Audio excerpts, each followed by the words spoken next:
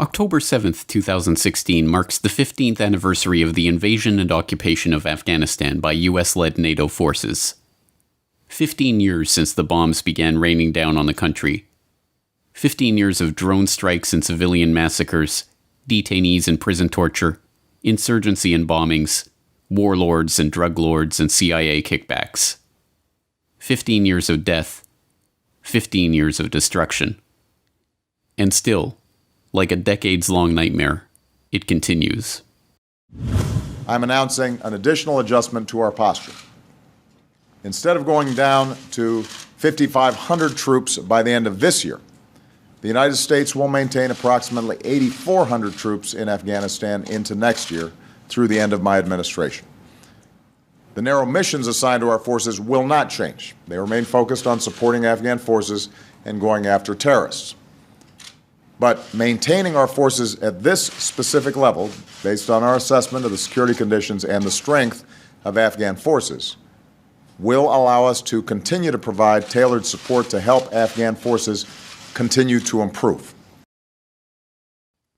The world was told that the invasion, launched after the invocation of NATO's self-defense treaty, was a response to the false flag events of September 11th, 2001.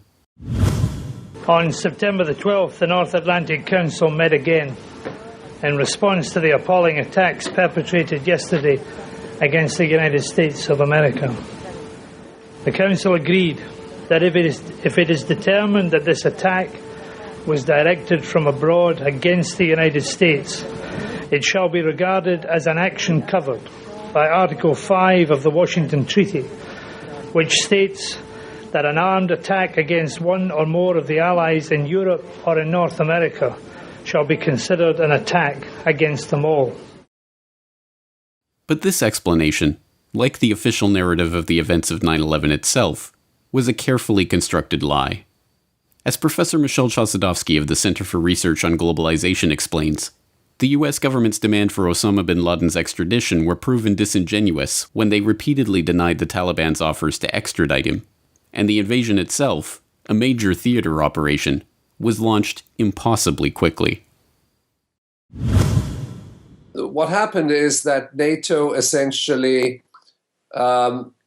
declared war. It was confirmed subsequently, but it declared war on Afghanistan on the grounds that Afghanistan had attacked America through its support of Al-Qaeda.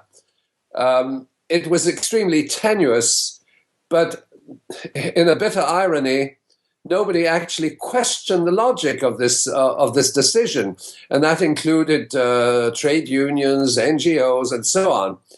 The other element, which I think is very crucial, is that you do not prepare a large-scale theater war thousands of miles away in less than 28 days. That war was prepared before 9/11. And consequently, public opinion was led to believe that this was an act of retribution. Military analysts were mum on the subject. They know the logic and the timing of military projects. Now, the third element, I think, which is very important, is that the Afghan government, which the US refers to as the Taliban, approached the US State Department on 2 occasions and said, if you want to have bin Laden extradite the United States to US justice, we will consider and we will discuss it. And that proposal had been turned down by the Bush administration on the grounds, to quote George W. Bush, "We do not negotiate with terrorists," quote unquote. So that in effect, the Afghan war was already in the pipeline.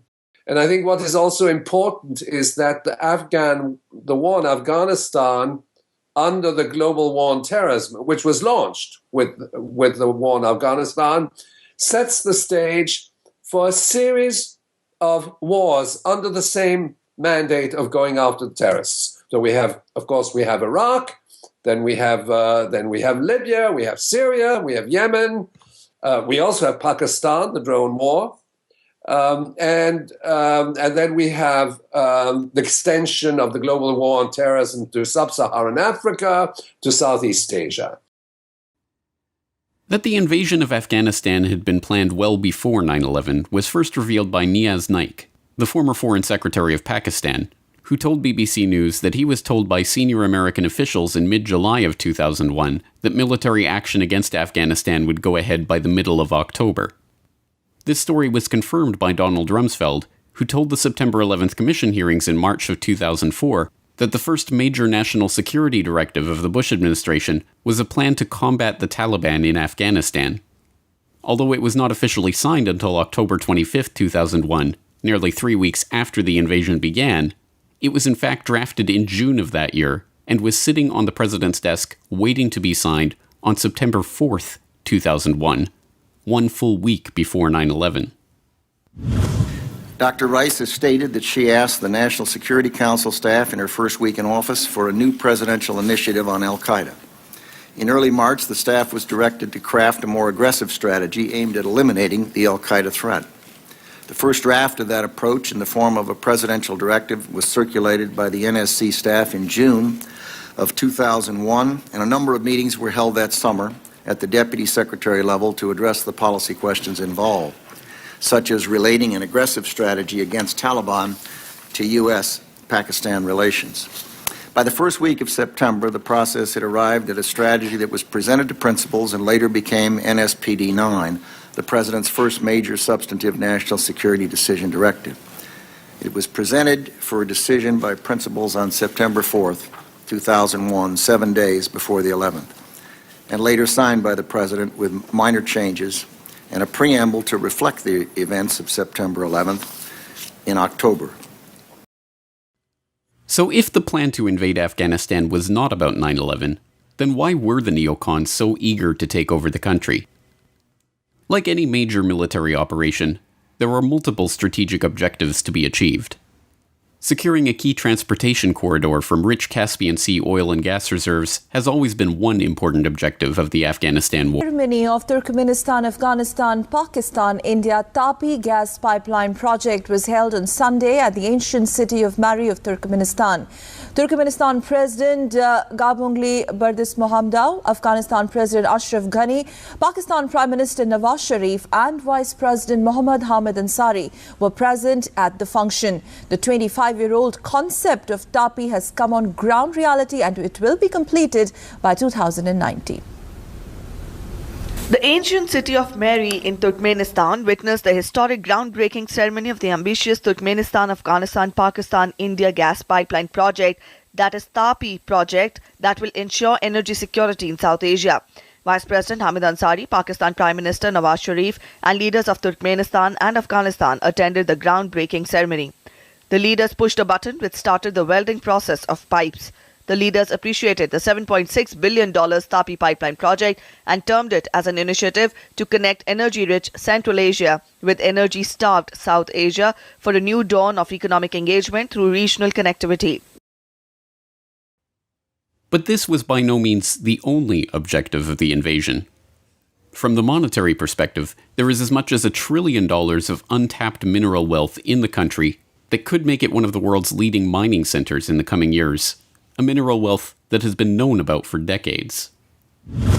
Well, you might say Afghanistan hits the jackpot in a sense. A team of U.S. geologists and Pentagon officials discovering vast riches of untapped mineral deposits there. They say it could be worth as much as $1 trillion for that country. A senior military official says that this could turn the war-torn nation into one of the biggest mining centers in the world. It's an astonishing piece of news. Steve Santani is live from Washington.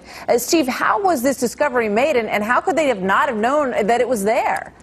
Well, some people did know. The Soviets apparently made some preliminary maps when they occupied Afghanistan back in the 80s, and those maps recently came to the attention of a Pentagon team which did some high-tech aerial surveillance to discover the extent of this massive potential wealth. And they found that Afghanistan has deposits of iron and copper that could make it a major producer in the world, and deposits of lithium that rival the large reserves in Bolivia. Lithium is used in batteries that power everybody's computers and Blackberries. General David Petraeus, the CENTCOM commander, said there's stunning potential in that mineral wealth. Martha? And there is also the fact that the world's lucrative multi-billion-dollar heroin trade sources almost entirely from the country, with up to 90% of the world's opium coming from the record crops that are being diligently protected by U.S. troops. So here's the question. Why are American troops now helping Afghan farmers grow that opium? Nick Schifrin reports from Afghanistan on a controversial new policy. In western Kandahar, poppy farmers score, kill, harvest their crop, and the Americans do nothing to stop them. U.S. soldiers greet farmers. Can you show me which poppy field is yours? They commiserate with farmers having a bad harvest. Tell him I'm very sorry for his field this year, and hopefully he has a better harvest next year. And in one case, they even paid a farmer $1,000 after U.S. and Afghan special forces burned his crop. If you can come down to the base on my next visit, I'll make a payment. This is controversial. The opium trade is the Taliban's main source of funding. Around here, this poppy isn't only a plant, it's the very basis of the economy here. Poppy grows everywhere in this area, and most of the farmers base their entire income for the entire season on this harvest. And that's why soldiers ignore and encourage the farmers. If the U.S. burned their crop, farmers would blame the U.S. for their poverty and turn toward the Taliban. Afghanistan today produces over 90% of the world supply of heroin. And the invasion of Afghanistan occurred at a moment when the Afghan government, together with the United Nations, had implemented a far-reaching drug eradication program. In other words, they were eliminating opium and implementing crop substitution with the support of the UN. They were congratulated in the United Nations General Assembly in fall of 2001. And in fact, what the Taliban government achieved was a more than 90% collapse in opium production recorded in let's say in 2001. Now, immediately upon the influx of US troops and the occupation of Afghanistan, the production of opium sprung up to its historical levels and has increased multiple times since then. The oil and gas pipelines, the mineral extraction, the opium. All of these are factors in the ongoing occupation of Afghanistan years after any pretense of an excuse for NATO's presence evaporated.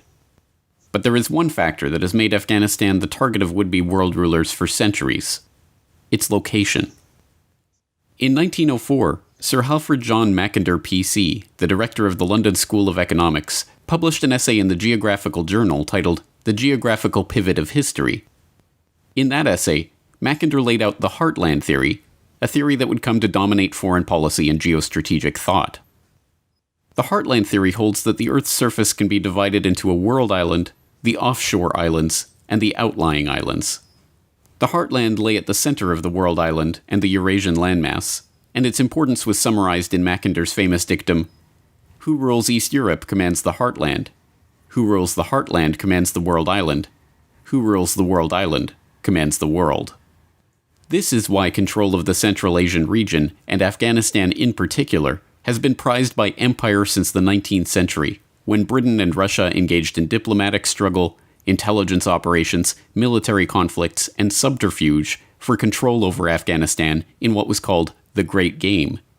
And this is why former National Security Advisor and perennial Washington insider Zbigniew Brzezinski was able to predict in his 1997 magnum opus, The Grand Chessboard, that the first major war of the 21st century would take place in Afghanistan.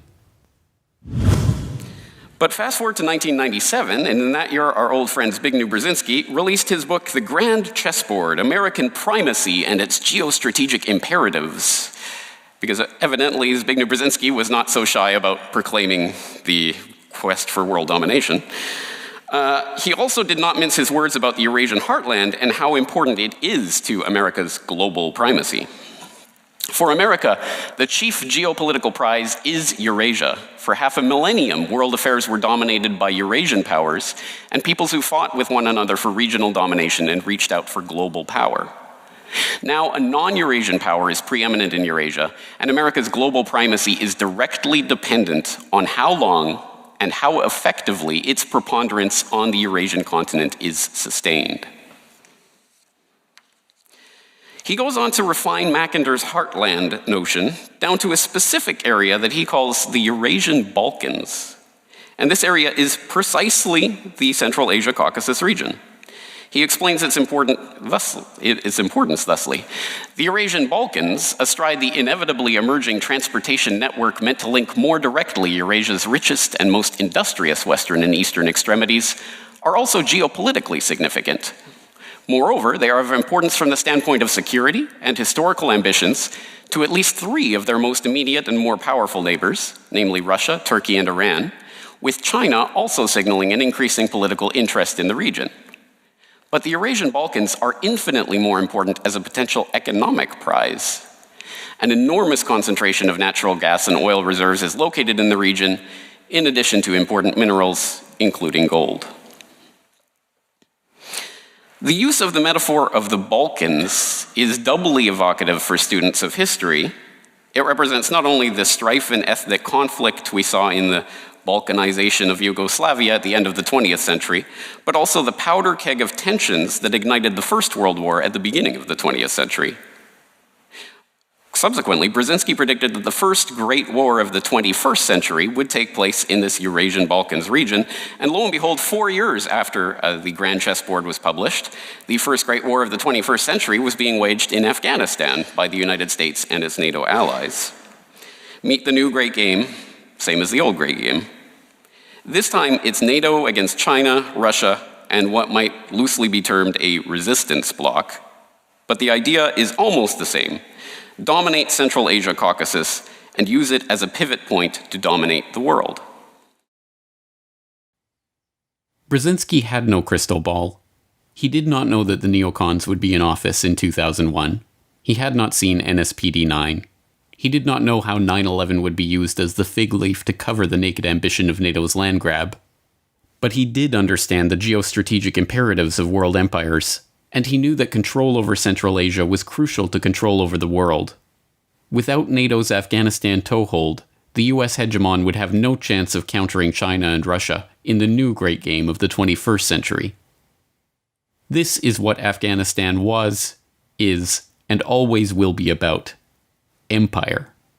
The naked ambition of would-be world rulers.